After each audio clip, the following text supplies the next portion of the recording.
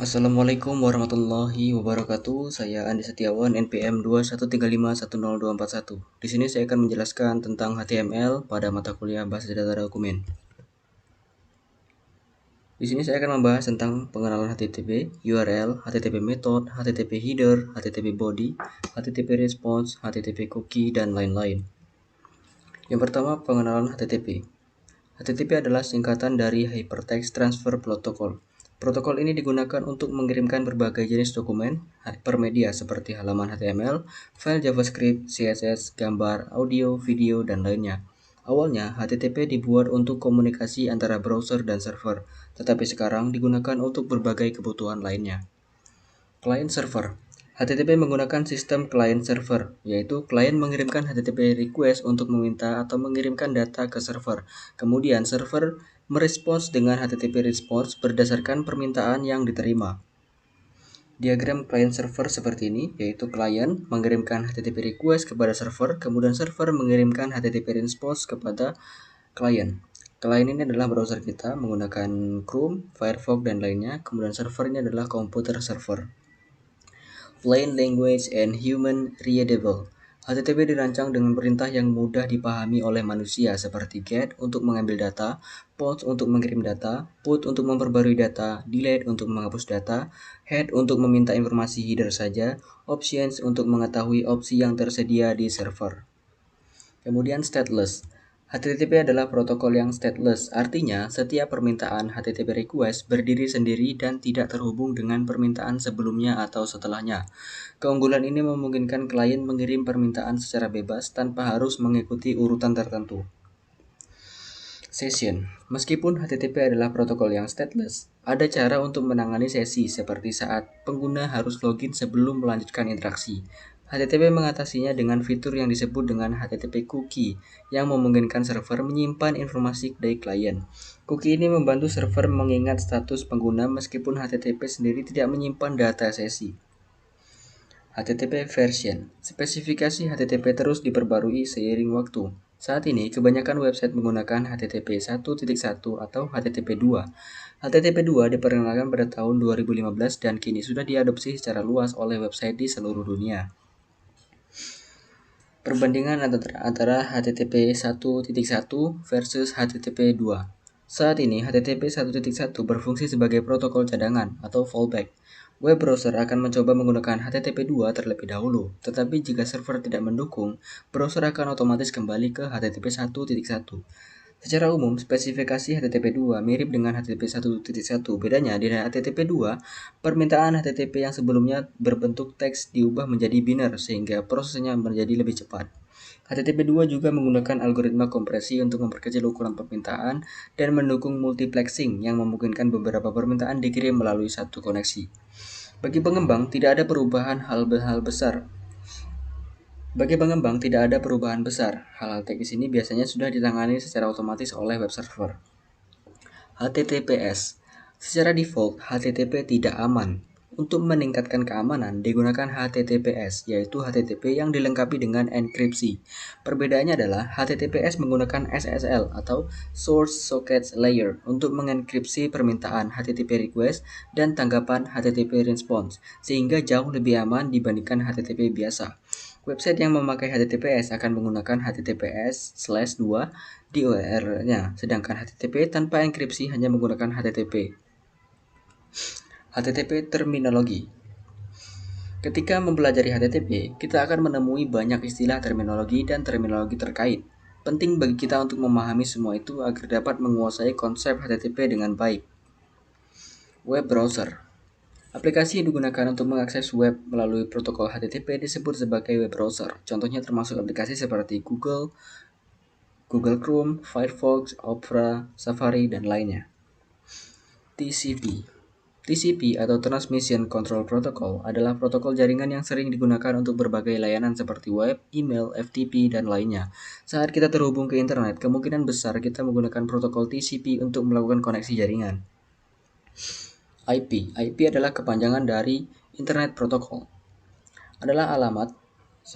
adalah alamat yang digunakan untuk mengidentifikasi komputer di jaringan. Setiap komputer, baik klien maupun server, memiliki alamat IP unik. Untuk mengecek alamat IP di internet, kita bisa mengunjungi situs seperti What is my IP address? URL atau Uniform Resource Locator adalah alamat yang digunakan untuk mengakses sebuah resource di web. DNS atau Domain Name Server adalah sistem yang menyimpan data pemetaan antara nama domain di URL dan alamat IP komputer. Ketika web browser mengakses sebuah domain, prosesnya akan terlebih dahulu meminta informasi IP ke DNS. Kemudian browser akan mengirimkan permintaan ke alamat IP tersebut. Untuk mengecek IP dari sebuah domain, kita bisa menggunakan situs seperti www.whatismyip.com DNS lookup. Kemudian web server. Web server adalah aplikasi yang berjalan di jaringan internet dan berfungsi sebagai server. Web server menyimpan informasi dan data yang biasanya diakses oleh klien. Ketika klien mengirimkan permintaan, web server akan menerima dan membalas dengan informasi yang diminta. HTTP Flow. Alur kerja HTTP melibatkan dua pihak utama, yaitu klien dan server. Klien mengirimkan request ke server, server menerima request tersebut dan membalasnya dengan response. Server adalah komputer tempat semua informasi disimpan. Komputer server biasanya menjalankan aplikasi web server untuk dapat menerima dan memproses protokol HTTP. Diagram HTTP flow. Jadi seperti ini. Ini ada server, kemudian di dalamnya ada web server dan juga ada datanya. Ini komputer, di dalamnya ada interface web server, kemudian ada datanya. Klien adalah komputer yang mengirimkan HTTP request ke server. Biasanya, klien menggunakan aplikasi web browser untuk mengirimkan request HTTP. Agar dapat berkomunikasi, klien dan server harus terhubung dalam jaringan yang sama seperti jaringan internet untuk saling bertukar data. Seperti ini, klien menggunakan interface web browser, kemudian server seperti ini, mereka saling terhubung dalam satu jaringan internet. Request, klien akan mengirimkan permintaan HTTP request kepada server. HTTP request berisi informasi seperti lokasi resource yang diminta, data yang dikirimkan jika ada, dan lainnya. Server akan menerima request tersebut dan memprosesnya sesuai dengan permintaan yang diajukan oleh klien. Seperti ini, klien mengirimkan HTTP request kepada server. Respon. Setelah server memproses HTTP request yang diterima oleh klien, server akan membalas dengan HTTP response. HTTP response biasanya berisi data atau informasi yang diminta oleh klien dalam HTTP request. Seperti ini, ketika klien mengirimkan HTTP request kepada server, kemudian server membalas dengan HTTP response kepada klien. Browser Network Tool. Untuk memudahkan memahami proses yang terjadi di balik layar web browser, banyak browser yang dilengkapi dengan fitur Network Tool. Contohnya Google Chrome dan Firefox sudah memiliki fitur ini. Dengan Network Tool, kita bisa melihat semua detail tentang HTTP request dan HTTP response yang dikirim antara klien dan server. HTTP message, HTTP request dan HTTP response sebenarnya merupakan jenis HTTP message. HTTP message memiliki format yang distandarisasi. Dengan mengikuti format standar ini, kita bisa membuat klien dan server kita sendiri yang dapat saling berkomunikasi menggunakan protokol HTTP. Seperti ini contohnya. Ini adalah start line headernya, kemudian ada space di sini dan ada body-nya di sini. Ini juga contohnya seperti ini. Dan HTTP method. Dalam HTTP request, hal pertama yang perlu ditentukan adalah HTTP method. HTTP method berfungsi seperti kategori untuk jenis permintaan yang ingin dibuat. Ada beberapa macam HTTP method yang bisa digunakan dan dapat kita memilih sesuai dengan kebutuhan permintaan yang ingin kita kirim. Seperti ini contohnya codingannya. Kemudian di sini ada jenis HTTP method yang pertama, yaitu ada get. Get method digunakan untuk meminta data dari server. Metode ini hanya digunakan untuk menerima data, bukan untuk mengirimkan data. Kemudian ada head. Head method mirip dengan get, tetapi tidak membutuhkan response body, hanya header yang dikirimkan. Kemudian post. Post method digunakan untuk mengirimkan data ke server. Biasanya digunakan saat mengirim data baru dan seringkali disertai dengan request body. Jenis HTTP method yang kedua yaitu ada put. Put method digunakan untuk mengganti seluruh data yang ada di server dengan data baru yang dikirim dalam request. Kemudian delete. Delete method digunakan untuk menghapus data yang ada di server. Kemudian patch. Patch method digunakan untuk mengubah sebagian data yang ada di server, bukan seluruhnya. Kemudian option method digunakan untuk mendeskripsikan opsi komunikasi yang tersedia antara klien dan server. Yang ketiga adalah trace. Trace method adalah metode request yang digunakan untuk debugging. Response dari trace method adalah mengembalikan seluruh informasi yang dikirim oleh klien. Namun, sangat disarankan untuk menonaktifkan trace method di website yang sudah live di lingkungan production, karena bisa berisiko mengungkapkan informasi sensitif. URL. URL atau Uniform Resource Locator adalah alamat yang digunakan untuk mengakses sebuah resource di web. URL sangat penting karena kita harus menggunakannya untuk menuju informasi yang kita cari di web. Tanpa URL, baik klien maupun server tidak akan tahu resource. Tanpa URL, baik klien maupun server tidak akan tahu resource atau informasi apa yang ingin diakses. URL terdiri dari beberapa bagian, di mana beberapa bagian tidak wajib ada, dan beberapa lainnya tidak wajib. URL terdiri dari beberapa bagian, di mana beberapa bagian wajib ada dan beberapa lainnya tidak wajib ada. Contoh-contoh URL yang umum adalah sebagai berikut, yaitu www.programmerzamannow.com. Kemudian di sini ada premium membership, yang ketiga adalah search Java. Kemudian skema. Bagian awal dari URL adalah skema yang menunjukkan protokol yang harus digunakan oleh klien. Biasanya dalam URL website, skema protokol yang digunakan adalah HTTP atau HTTPS. Contohnya seperti ini. HTTP contohnya seperti ini. Nah, ini adalah skema. Dia berada di paling belakang, itu HTTP atau HTTPS. Kemudian authority. Setelah skema, URL dipisahkan dengan tanda garis 2. Kemudian diikuti dengan authority yang terdiri dari nama domain dan nomor port yang dipisahkan dengan tanda titik 2. Nama domain ini akan ditanyakan ke DNS untuk mendapatkan alamat IP-nya. Namun, kita juga bisa langsung menggunakan IP jika website tersebut tidak memiliki nama domain. Nomor port tidak wajib. Jika tidak ada, secara default nilai port akan menjadi 80 untuk HTTP dan 443 untuk HTTPS. Contohnya seperti ini. Domainnya ada di sini, yaitu www.example.com. Kemudian depannya di sini ada portnya. Jika tidak ada portnya, maka akan berisikan port default yaitu 80 untuk HTTP dan 443 untuk HTTPS. Kemudian path. Setelah authority, bagian berikutnya dalam URL adalah path yang bersifat opsional. Path biasanya berisi informasi yang mengarah ke resource atau lokasi yang ingin diakses. Path ini seringkali terlihat seperti struktur folder yang berlanjut hingga file yang ingin diakses di akhir. Contohnya seperti ini. Setelah port, di sini ada nama path-nya, yaitu seperti lokasi folder yang ingin kita akses. Selanjutnya adalah parameter. Dalam URL juga bisa terdapat parameter, meskipun ini bersifat opsional. Parameter biasanya dipisahkan dengan karakter tanda tanya setelah authority atau path. Parameter ini berisi informasi tambahan dalam format key sama dengan value. Jika ingin menambahkan lebih dari satu parameter, kita bisa memisahkannya dengan karakter dan. Seperti ini, key value dan key 2 ada value-nya apa. Jadi misalnya ada key 1, value-nya 1 apa, dan key 2, value 2-nya apa, ini bisa digabungkan, ini adalah parameter. Kemudian anchor. Anchor adalah bagian opsional dalam URL yang berfungsi sebagai bookmark di dalam sebuah halaman website. Misalnya, jika sebuah website memiliki banyak bagian informasi, kita bisa menggunakan anchor untuk membuat bookmark ke setiap bagian tersebut sehingga memudahkan akses langsung ke bagian yang diinginkan. Contoh seperti ini, anchor. Ini seperti tag ya, yaitu somewhere in the document. Seperti itu. Kemudian HTTP header. HTTP header adalah informasi tambahan yang sering dikirimkan bersama request atau response. HTTP header digunakan untuk menyampaikan informasi tanpa perlu memasukkan data tersebut ke dalam request body atau response body. Header ini bersifat pasangan key value dan saat ini sudah ada banyak standar untuk penamaan key dalam HTTP header. Contohnya seperti ini. Kemudian contoh HTTP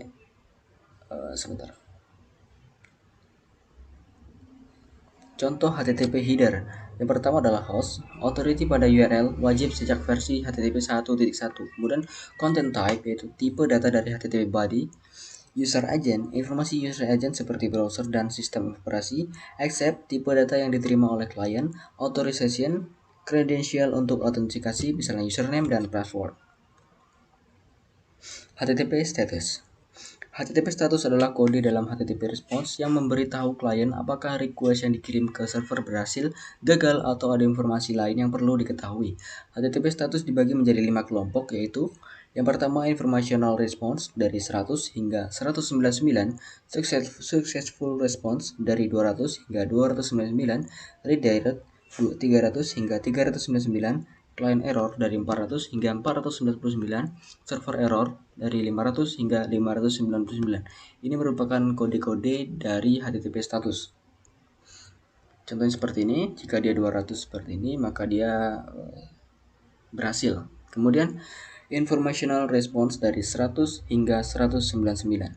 Informational response menunjukkan bahwa request yang dikirimkan telah diterima dan dipahami oleh server.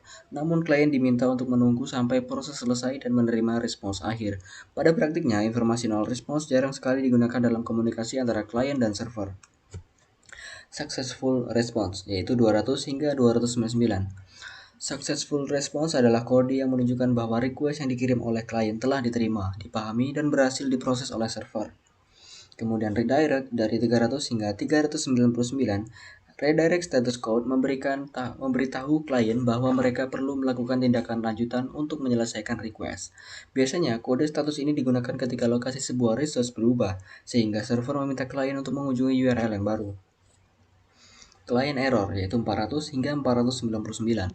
Client error status code menunjukkan bahwa request yang dikirim oleh klien tidak diterima oleh server karena dianggap tidak valid. Contohnya klien mengirimkan body yang salah, mencoba mengakses resource yang membutuhkan autentikasi tanpa melakukan autentikasi, dan lain-lain. Server error yaitu 500 hingga 599. Server error status code menunjukkan bahwa terjadi kesalahan di server. Hal ini biasanya terjadi ketika ada masalah di server, seperti kegagalan dalam menghubungkan ke basis data, kesalahan jaringan di server, dan masalah lainnya. HTTP body. HTTP body adalah data yang dapat dikirimkan dalam HTTP request atau diterima dalam HTTP response.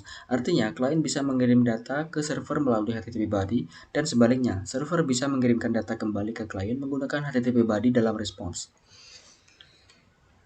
HTTP content type. HTTP body sangat terkait dengan header key content type, yang memberikan informasi tentang jenis data yang ada di dalam HTTP body agar klien dan server dapat dengan mudah memahami isi HTTP body. HTTP message akan mencantumkan header content type yang menjelaskan tipe data yang terkandung dalam body. HTTP body biasa berisi data dalam format teks seperti HTML, JavaScript, CSS, JSON, atau binary seperti image, video, atau audio. Redirect. Untuk memaksa klien melakukan redirect ke halaman lain, kita menggunakan HTTP redirect status code antara 300 hingga 399. Namun pertanyaannya adalah, dari mana klien tahu ke URL mana mereka harus melakukan redirect? Untuk itu, biasanya HTTP response status redirect disertai dengan informasi URL tujuan redirect yang disimpan pada header location. Contoh HTTP response redirect seperti ini.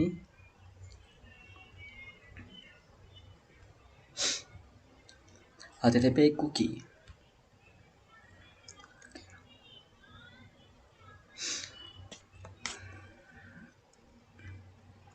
Stateless. HTTP dirancang sebagai stateless, yang berarti setiap request yang dikirimkan tidak memiliki informasi tentang request sebelumnya atau yang akan datang. Lalu bagaimana server tahu jika klien sudah login sebelum mengakses halaman tersebut?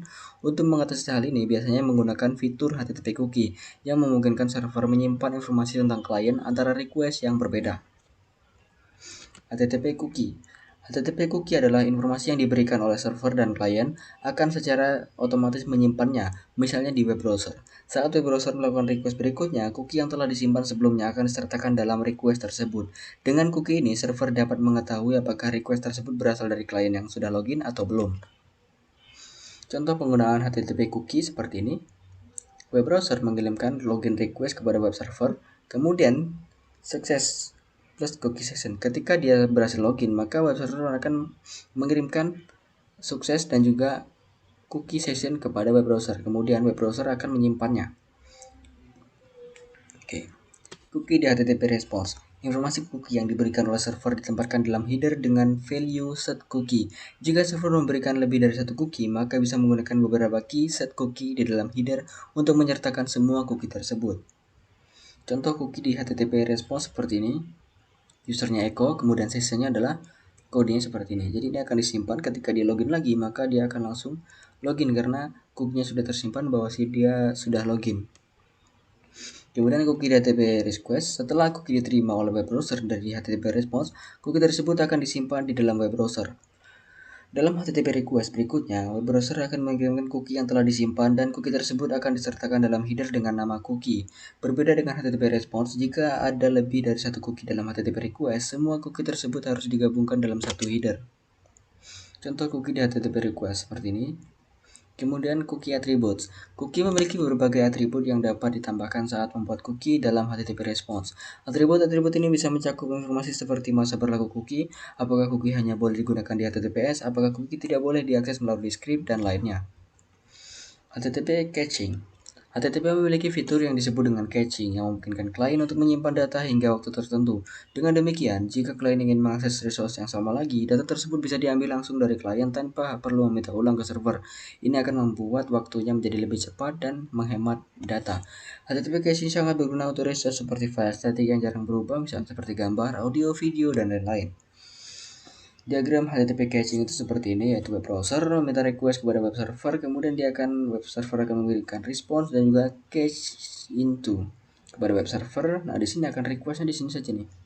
Jadi ketika dia ingin merespons misalnya gambar lagi, web browser ini akan membaca caching yang sudah tersimpan di dalam web browser tersebut.